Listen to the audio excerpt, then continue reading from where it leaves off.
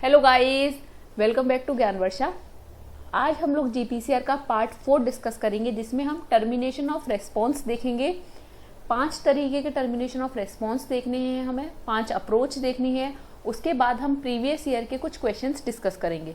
तो चलिए स्टार्ट करते हैं।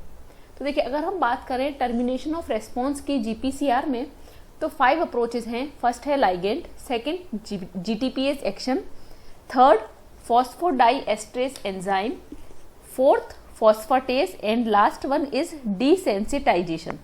ओके, तो चलिए स्टार्ट करते हैं वन बाय वन। अगर हम बात करें लाइगेंड की, ध्यान से समझिएगा। अगर हम कहते हैं लाइगेंड के बारे में, तो जो लाइगेंड है, ये देखिए, ये लाइगेंड है। अगर लाइगेंड बाइंड ही नहीं करेगा, अगर हमारा प्राइमरी मैसेंजर ही नहीं होगा, तो कोई रिस्पॉन्स नहीं आएगा। तो ये एक तरीके से टर्मिनेशन ऑफ रेस्पॉन्स है। अगर लाइगेंड प्रेजेंट है तो सेल सिग्नलिंग चलेगी, जीपीसीआर सिग्नलिंग चलेगी, कन्फर्मेशनल चेंज होगा रिसेप्टर में, जी प्रोटीन एक्टिव होगी, एडेनिल साइक्लेज से जाकर इंटरेक्ट करेगी, सीएमपी आएगा, पीकेए होगा, इस तरीके से। पर अगर लाइगेंड ही नहीं है तो रिस्पॉन्स नहीं आएगा। तो हम कह सकते हैं if ligand is not present, अगर हम बात करना चाहें, अगर लाइगेंड ही नहीं है तो क्या होगा? No response. ठीक है, नेक्स्ट हम चलते हैं दूसरी अप्रोच की तरफ, जो कि हमारी क्या है? जीटीपीएस एक्शन। क्या है? जीटीपीएस एक्शन। तो अगर हम जीटीपीएस एक्शन की बात करें, ध्यान से समझिएगा।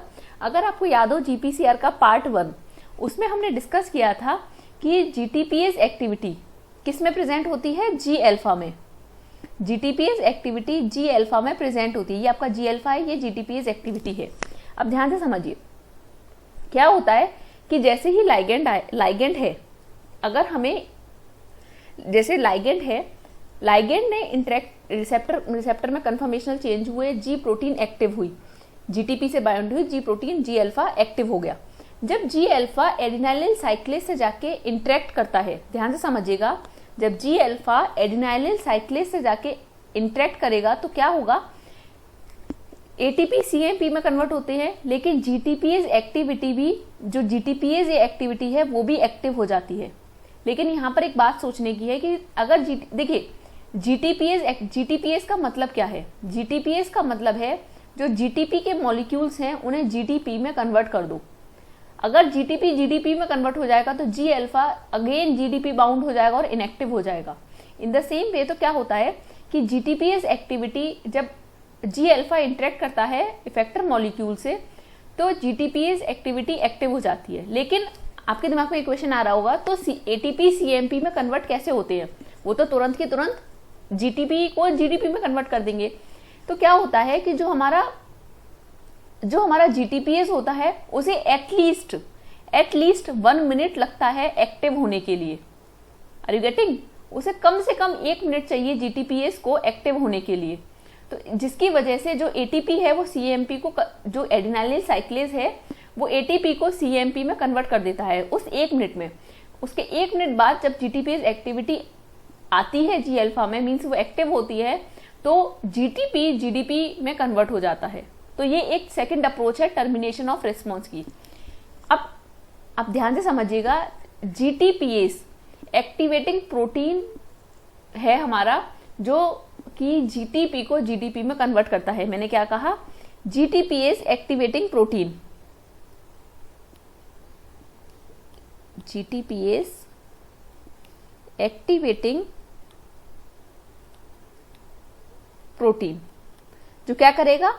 जीटीपी को जीडीपी में कन्वर्ट करेगा, जिसे हम गैप प्रोटीन भी कहते हैं। जीटीपीएस एक्टिवेटिंग प्रोटीन ये मेम्ब्रेन बाउंड एंजाइम है। इसमें जीटीपीएस एक्टिविटी होती है, जो क्या करता है? जीटीपी को जीडीपी में कन्वर्ट करता है, टीपी को डीपी में कन्वर्ट करता है। ठीक है। थर्ड अप्रोच क्या है हमारी? थर्ड अप्रोच है फॉस्फोडाइएस्ट्रेज एंजाइम। देखिए, सुनिए मेरी बात। आपका सेकेंडरी मैसेंजर है सीएमपी। सीएमपी क्या करता है? पीकेए को एक्टिवेट करता है। ठीक है, पीकेए क्या है? एक प्रोटीन काइनेज है, सेरीन थेरोनिन काइनेज है। तो सुनिए, पीडीई फॉस्फोडाइएस्ट्रेज साइटोसोलिक एंजाइम है। फॉस्फोडाइएस्ट्रेज एंजाइम एक साइटोसोलिक एंजाइम है, इनएक्टिव रहता है। तो पीकेए क्या करता है? इसे फॉस्फोराइलेट कर देता है। ये देखिए, आपको दिख रहा है, फॉस्फोराइलेट कर दिया। PKA PDE को फॉस्फोराइलेट करता है। जब PKA PDE को फॉस्फोराइलेट करेगा तो PDE क्या करेगा, ध्यान से समझिएगा, PDE क्या करता है, CAMP को किस में कन्वर्ट करता है, 5 प्राइम AMP में।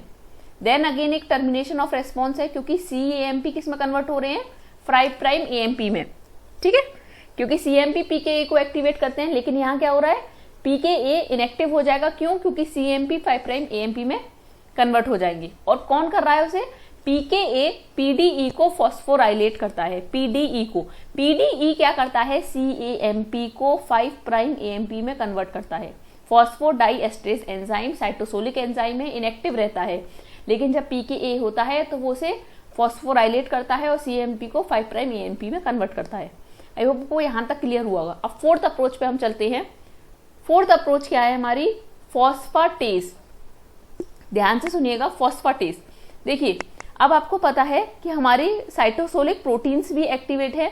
कैसे एक्टिवेट है साइटोसोलिक प्रोटीन्स, अगर हम बात करें, ये हमारी सेरिन थ्रोनिन, ये अगर आपको याद हो, सेरिन थ्रोनिन पे फॉस्फोराइलेशन होता है तो साइटोसोलिक प्रोटीन्स एक्टिवेट हो जाती हैं। तो इन साइटोसोलिक प्रोटीन्स को इनएक्टिवेट कैसे कर सकते हैं, तो फॉस्फाटेज एंजाइम है। फॉस्फाटेज क्या करता है, फॉस्फेट ग्रुप को रिमूव करता है। तो जो साइटोसोलिक प्रोटीन्स एक्टिवेट हुई थी फॉस्फेट के एडिशन से, तो उन्हें इनएक्टिवेट कर दिया जाता है with the help of enzyme phosphatase. I hope आपको ये चारों अप्रोचेस क्लियर हुई होंगी। हम एक बार और डिस्कस करते हैं। देखिए पहला अप्रोच है लाइगेंड का। अगर लाइगेंड प्रेजेंट है तो रिस्पॉन्स आएगा, अगर लाइगेंड प्रेजेंट नहीं है तो कोई भी रिस्पॉन्स नहीं आएगा, फर्स्ट अप्रोच। अगर हम सेकंड अप्रोच बात करें GTPase एक्शन की, तो GTPase एक्शन में क्या होता है, ध्यान से समझिएगा। GTPase में पहली बात तो GTPase में क्या होता है, GTP GDP में कन्वर्ट होता है, ठीक है। तो क्या होता है कि G अल्फा में GTPase एक्टिविटी प्रेजेंट होती है, लेकिन G अल्फा जब इफेक्टर मॉलिक्यूल से इंटरेक्ट करता है तो उसके 1 मिनट बाद, कम से कम 1 मिनट बाद ये GTPase एक्टिविटी स्टार्ट होती है, मींस GTPase एक्टिव होता है। और GTPase एक्टिवेटिंग प्रोटीन जिसे हम बोलते हैं गैप प्रोटीन, जो कि एक मेम्ब्रेन बाउंड एंजाइम है, वो हेल्प करता है GTPase एक्टिविटी को स्टार्ट करने के लिए। यहाँ पर एडिनाइलिल साइक्लेस किसकी तरह एक्ट करता है, गैप प्रोटीन की तरह।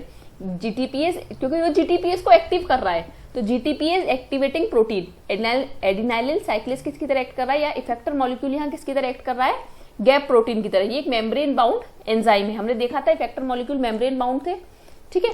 तो यहाँ पर इफेक्टर मॉलिक्यूल क्या है आपका, gap. GTPase activating protein membrane bound enzyme है, तो वो GTPase को एक्टिव करेगा। आई होप आपको सेकंड अप्रोच क्लियर हुई होगी। देन थर्ड अप्रोच है आपकी फॉस्फोडाइएस्ट्रेज। क्या है, फॉस्फोडाइएस्ट्रेज। देखिए फॉस्फोडाइएस्ट्रेज एंजाइम साइटोसोलिकली प्रेजेंट रहते हैं लेकिन इनएक्टिव रहते हैं। जब PKA उन्हें फॉस्फोराइलेट करता है तो वो क्या होते हैं, एक्टिवेट हो जाते हैं। उस एक्टिवेट होने के बाद क्या होता है कि जब ये एक्टिवेट हो गए तो ये क्या करेंगे, CAMP को 5 प्राइम AMP में कन्वर्ट कर देंगे, ठीक है। CAMP 5 प्राइम AMP में कन्वर्ट हो गया, okay, with the help of PDE phosphodiesterase enzyme, ठीक है। नॉट ओनली CMP बल्कि CGMP, आप CGMP भी कह सकते हैं, 5 प्राइम GMP में कन्वर्ट हो जाता है, ठीक है, with the help of PDE। तो PDE एक तरीके से फीडबैक लूप का काम करता है, लूप फीडबैक की तरह, ठीक है। नेक्स्ट अप्रोच हमने देखी फॉस्फाटेज। फॉस्फाटेज में क्या होता है, फॉस्फेट ग्रुप रिमूव होता है। साइटोसोलिकली जो प्रोटीन्स फॉस्फेट ग्रुप ऐड होने से एक्टिव हो गई हैं तो उन्हें भी हम डीएक्टिवेट मींस इनएक्टिव कर सकते हैं किसकी हेल्प से, फॉस्फाटेज एंजाइम की हेल्प से। लास्ट अप्रोच है आपकी डीसेंसिटाइजेशन।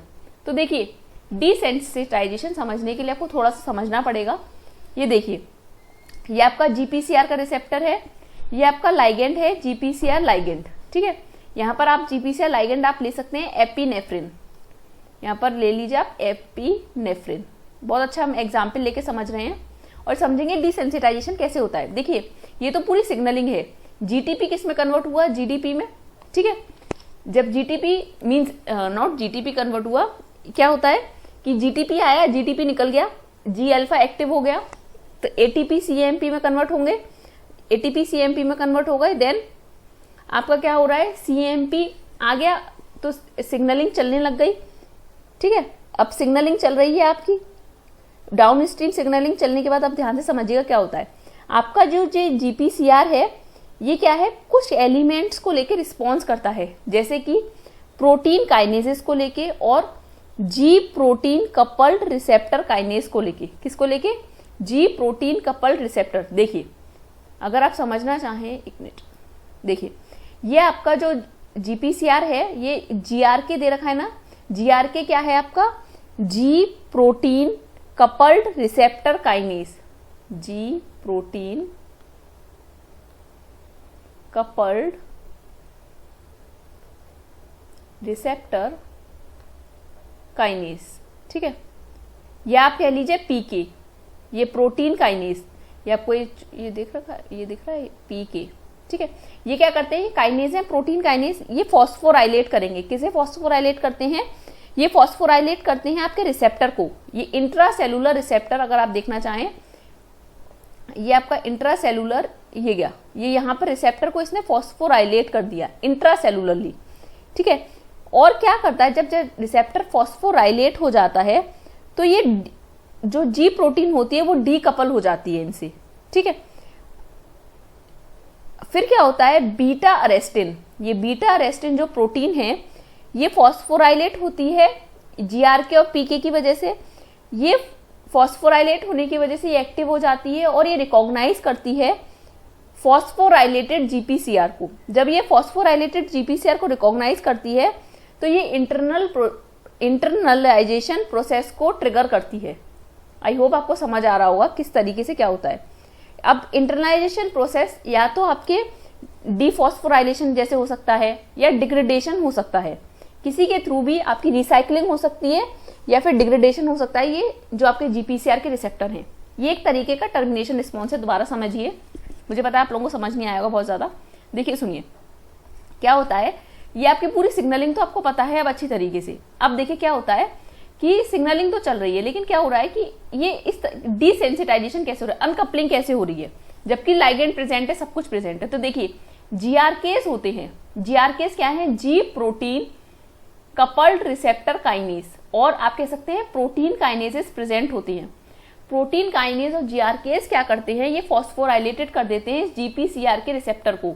कहां पर फॉस्फोराइलेट करते हैं, इसके अंदर की तरफ इंट्रासेलुलरली यहां पर फॉस्फोराइलेट कर देते हैं, यहां पर फॉस्फोराइलेट कर देते हैं। ठीक है, फॉस्फोराइलेट करने के बाद ये क्या करते हैं कि बीटा फॉस्फोराइलेट होगा, ये बीटा अरेस्टिन एक और प्रोटीन प्रेजेंट होती है, ठीक है, साइटोसोल में, जो कि जीआरकेस इन्हें फॉस्फोराइलेट कर देते हैं। बीटा अरेस्टिन रिकॉग्नाइज करती है फॉस्फोराइलेटेड जीपीसीआर को, रिसेप्टर को उसने रिकॉग्नाइज किया।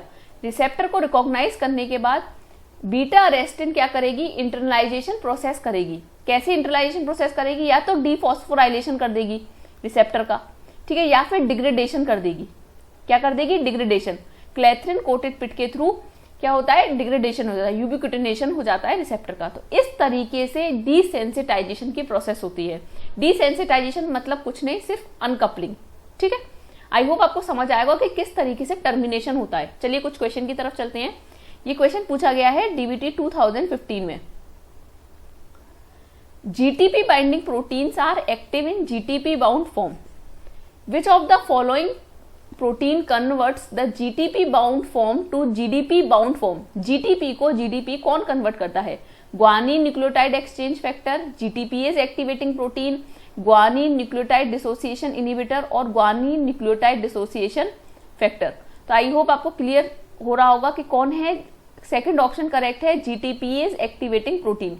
गैप प्रोटीन क्या करती है, जीटीपी को जीडीपी में कन्वर्ट करती है, जबकि ग्वानिन न्यूक्लियोटाइड एक्सचेंज फैक्टर क्या करता है, जीडीपी को जीटीपी में कन्वर्ट करता है। तो करेक्ट आंसर क्या है आपका सेकंड, जीटीपीएस एक्टिवेटिंग प्रोटीन।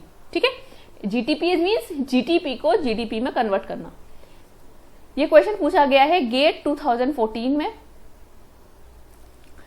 ग्रुप दे रखा है फर्स्ट और सेकंड, आपको मैच करना है। तो देखिए हमने सीजीएमपी के बारे में पढ़ लिया है थोड़ा बहुत और गैप प्रोटीन के बारे में पढ़ लिया है।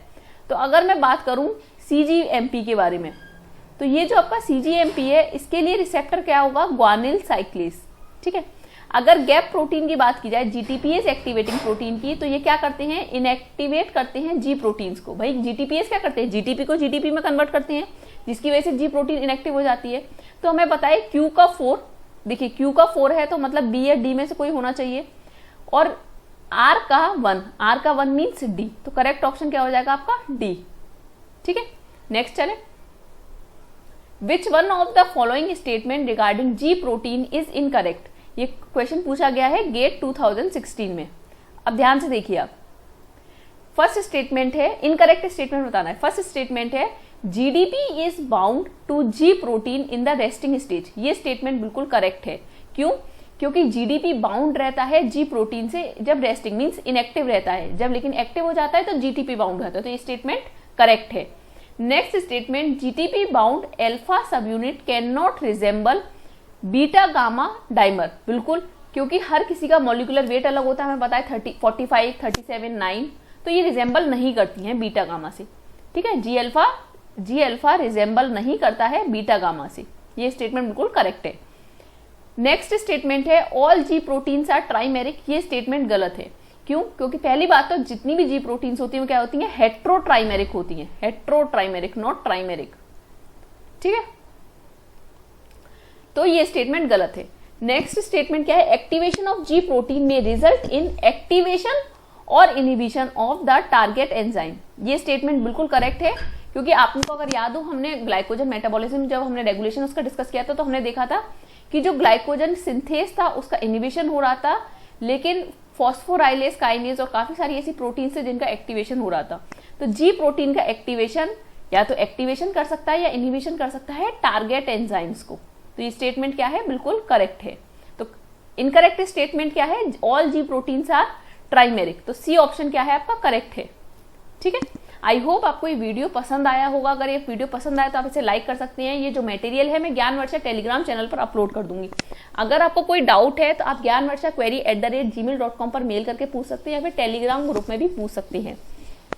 अब हम लास्ट 2 वीडियोस और डिस्कस करेंगे, जिसमें हम एक में हमें रोडोप्सिन की सिग्नलिंग डिस्कस करनी है और एक हमें कॉलरा टॉक्सिन के बारे में डिस्कस करना है। तो जब तक के लिए bye bye, tata, thank you.